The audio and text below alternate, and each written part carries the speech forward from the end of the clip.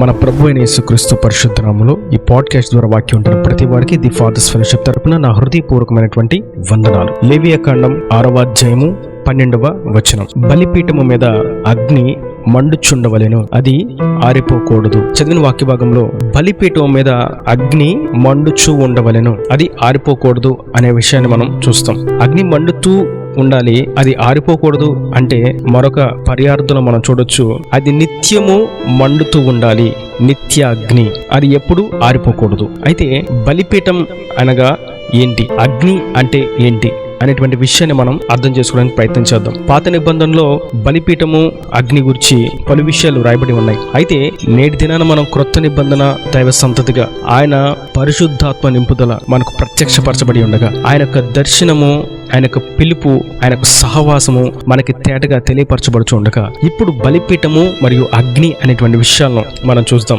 రోమీయులకు రాసిన పత్రిక 12వ అధ్యాయం 1వ వచనంలో మనం చూస్తాం. కాబట్టి సహోదరులారా, పరిశుద్ధమును దేవునికి అనుకూలమునైన సజీవ యాగముగా మీ శరీరములను ఆయనకు సమర్పించుకునుడని దేవుని వాత్సల్యమును బట్టి మిమ్మును బతిమాలు కొనుచున్నాను, ఇట్టి సేవ మీకు యుక్తమైనది. ఇక్కడ మనం చూస్తాం, క్రొత్త నిబంధనలో మీ అవయవములను, మీ శరీరాన్ని సజీవ యాగముగా దేవునికి సమర్పించుకునుడి. దీని అర్థం, ఎప్పుడు మనం సజీవంగా అవయవాల్ని, శరీరాన్ని దేవునికి సమర్పించుకోవడం అంటే ఎప్పటికీ కూడా ఆయనకు అప్పగించబడే ఉండాలి. బలిపీఠం అనేది ప్రత్యేకించబడినటువంటి ఒక పరికరం. దేవుడి ప్రత్యక్ష గుడారంలో ఉండవలసినటువంటి ఉపకరణాల్లో బలిపీఠం అనేది ఒక ఉపకరణం. ఈ ఉపకరణం దేని కొరకు అంటే ఎప్పుడు అగ్ని మండింప చేయడానికి. ఇప్పుడు బలిపీఠం అనగా మన యొక్క శరీరం. ఈ బలిపీఠం దేని కొరకు ఏర్పరిచింది, దేని కొరకు సిద్ధపరిచింది అని మనం చూస్తే, ఇది అగ్నిని మండింప చేయడానికి మాత్రమే దేవుడు మనకిచ్చాడు. నరుని ఆత్మ యెహోవా పెట్టిన దీపము. మనం నిలిచి ఉన్నాము దేవుని సన్నిధిలో అంటే, దేవుని సన్నిధిలో మనం మండుతూ ఉండాలి, వెలుగుతూ ఉండాలి. మన పట్ల దేవుని యొక్క సంకల్పం మన ద్వారా నెరవేర్చబడుతూ ఉండాలి. ఇది బలిపీఠం. ఇప్పుడు అగ్ని గురించి మనం చూసినట్లయితే, పరిశుద్ధాత్మ యొక్క అగ్ని. ఆది అపోస్తుల కార్యగ్రంథం 2వ అధ్యాయంలో చూస్తాం, గొప్ప బలమైనటువంటి గాలి, అగ్ని నాలుకలు వంటి నాలుకలు విభాగింపబడినట్లుగా వారికి కనిపించి గొప్ప శబ్దముతో వారి మీద వ్రాలింది. పరిశుద్ధాత్మ వారికి అనుగ్రహించబడింది. ఆ పరిశుద్ధాత్మ అగ్ని అభిషేకాన్ని వారు పొందుకున్నారు. అనగా బలిపీఠం మీద అగ్ని మండుతూ ఉండాలి. ఈ అగ్ని పరిశుద్ధాత్మ యొక్క అగ్ని అయి ఉండాలి. ఈ పరిశుద్ధాత్మ అగ్ని మనలో మండకపోతే నిత్యాగ్నిగా ఇది ఉండదు, దేవుడికి అంగీకారయుక్తమైనటువంటి అగ్నిగా ఉండదు. మరియు వాక్యం సెలవిస్తుంది, అది అన్యాగ్నిగా మార్చబడుతుంది.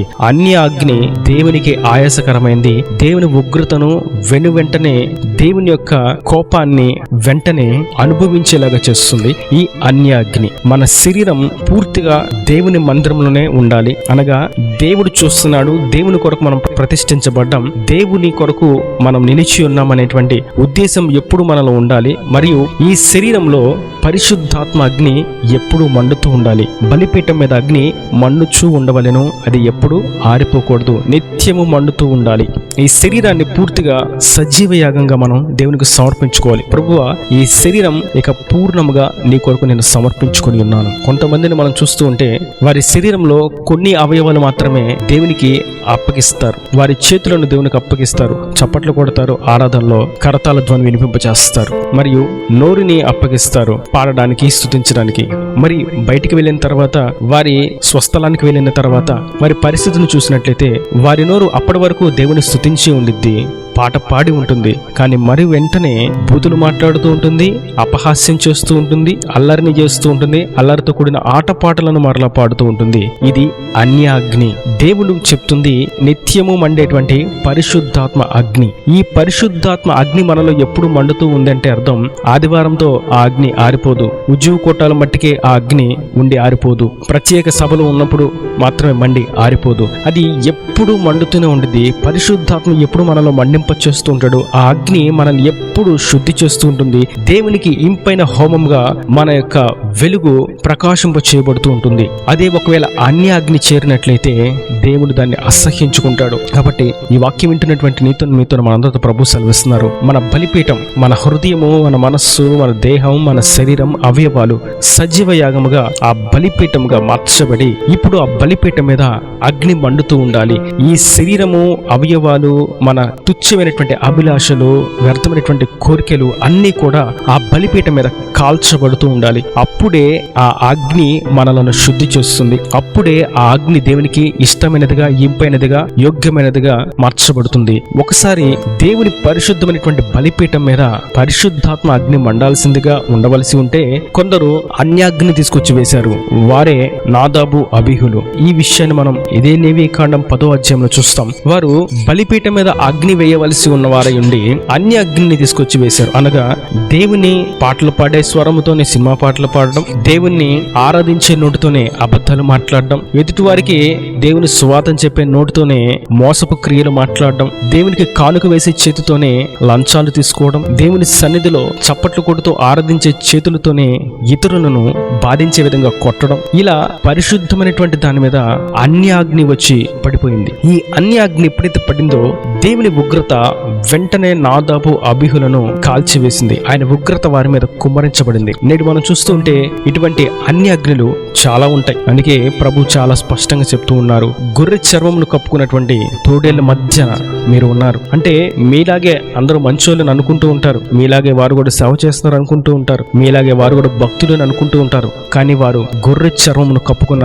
తోడేళ్లు వంటి వారు. మన మధ్య నీతిమంతులుగా దేవుని బిడ్డలుగా ప్రవర్తిస్తూ ఉంటారు. యేసు ప్రభువే క్రీస్తు అంటారు, ఆయనే ప్రభు అంటారు, ఆయనను ఆరాధిస్తాం అంటారు. కానీ గొర్రె చర్మం వలె మన ముందు ఒక ప్రవర్తన, లోపల మరొక ప్రవర్తన వారి ముందు ఉంటుంది. ఇటు దేవుని ఆరాధిస్తారు, దేనికి కొలుస్తున్నారో తెలియని వాటిని ఆరాధిస్తారు. ఇటు దేవునికి ప్రార్థన చేస్తారు, అటు లోక అన్యం ఆచారాలను బట్టి వారికి ప్రార్థన చేస్తూ ఉంటారు. ఇటు దేవుని యందు విశ్వాసం ఉంచామంటారు, మరియు వారి స్వప్రయత్నాలు, వారు లోకంలో కనిపించే వారందరినీ ఆధారం చేసుకొని, వారి కులాలకు, మతాలకు, వారి పూర్వీకులకు సంబంధించిన వాటిని ఆధారం చేసుకొని వాటికి ప్రార్థన చేస్తూ ఉంటారు. అయితే పరిశుద్ధాత్మ అగ్ని పరిశుద్ధమనేది, దానిలో అపరిశుద్ధత ఎంత మాత్రము ఉండనే ఉండదు. ఒకవేళ అపరిశుద్ధమైన దానికి జోడిగా అపరిశుద్ధమైనది తాకితే దేవుని ఉగ్రత వారి మీద రగులుకుంటుంది. నేడు మనం గుర్తించవలసినటువంటి విషయం, మనం ఆదివారం మాత్రమే మండేటువంటి జ్వాలలుగా ఉండకూడదు. ఉద్యోగ సభల్లో మాత్రమే మండే జ్వాలలుగా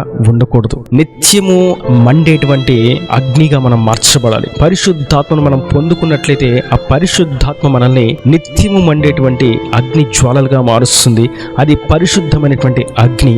అది అందరిలో మండదు, కేవలం దేవుని ఆలయంలో ఉంటేనే మండుతుంది. దేవుని ఆలయంలో మండుతూ ఉన్న దానికే ఆ ప్రత్యేకత, ఆ విశిష్టత ఉంది. దేవుని మందిరంలో మండేటువంటి అగ్నికే విలువ ఉంది. దానినే ఆయన దృష్టి ఉంచుతున్నాడు, దానినే ఆయన సన్నిధిలో ఉంచుకొని ఉన్నాడు. నిత్యము అగ్ని మండుతూ ఉండే విధంగా దేవుడు కోరుకుంటూ ఉన్నాడు. మరి లోకములో వెలిగేటువంటి, గుడారాల్లో వెలిగేటువంటి, గృహాల్లో వెలిగేటువంటి దీపాలను గూర్చి, అగ్నిని గూర్చి ఆయన మాట్లాడట్లేదు. కేవలం ఆయన ఆలయంలో ఉండేటువంటి అగ్నిని గూర్చి ఆయన మాట్లాడుతున్నాడు. ఆయన సన్నిధిలో మనం స్థిరపరచబడాలి. స్థిరపరచబడినటువంటి మనము ఆయన సన్నిధిలో ఆయన కొరకు మండుతూ ఉండాలి. ఆ అగ్ని పరిశుద్ధాత్మ అగ్ని ఉండాలి, నిత్యము మండేటువంటి అగ్ని ఉండాలి.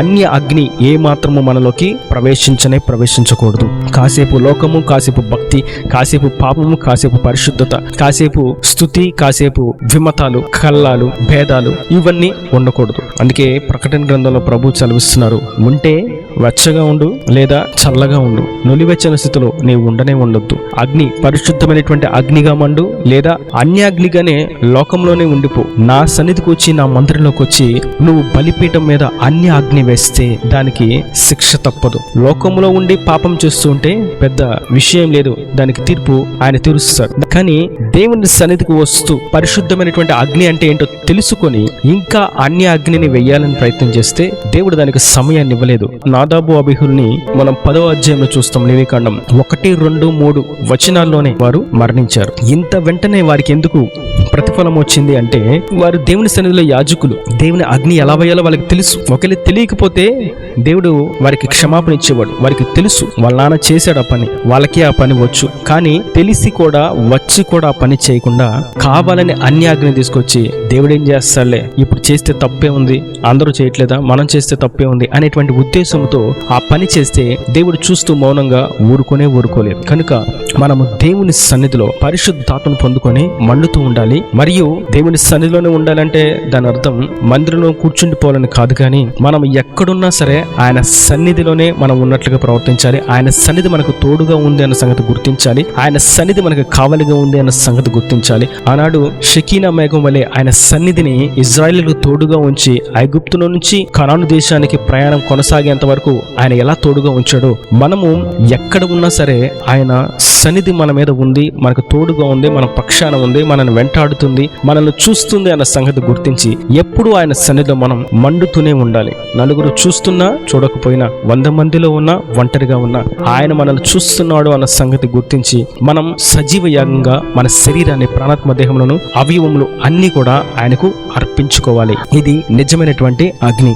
బలిపీఠం మీద అగ్ని మండుచూ ఉండవలెను, అది ఎప్పుడు ఆరిపోకూడదు, నిత్యము మండుచూ ఉండాలి. నేడు మనం గ్రహించాల్సింది, పొరపాటున ఈ బలిపీఠం మీద అన్యాజ్ఞ ఏమైనా వస్తుందా?